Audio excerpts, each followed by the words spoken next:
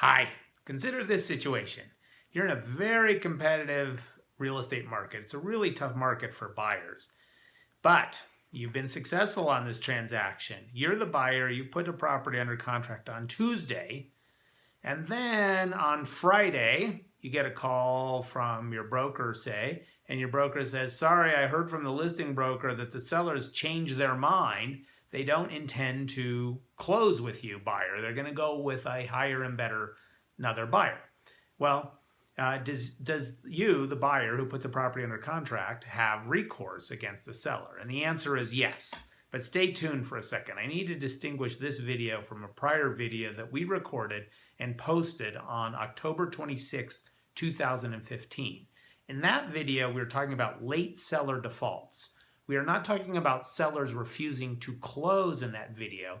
We're talking about sellers refusing to do small things like clean out the garage, clean out the shed, remove the furniture from the property. In those situations, what that video explains is even though the buyer might not have the obligation to close in those other transactions, the buyer might want to close anyway and then deal with the buyer's damages after closing.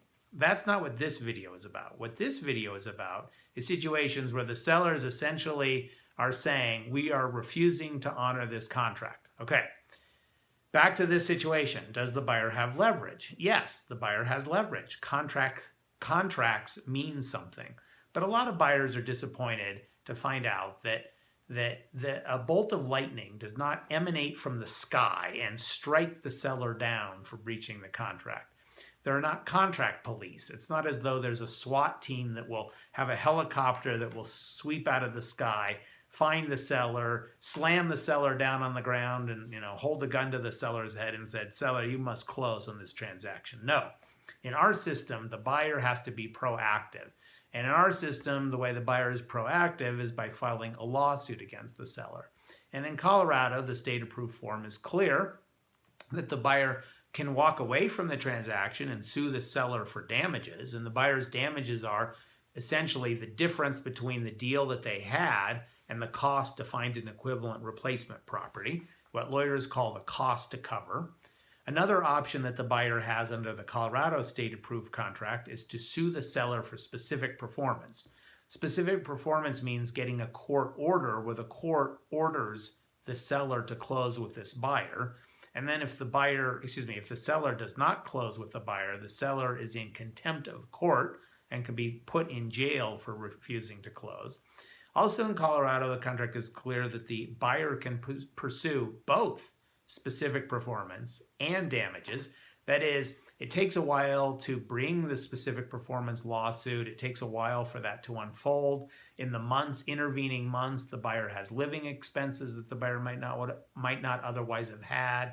The cost of getting a loan several months down the road might be higher because interest rates have gone up higher.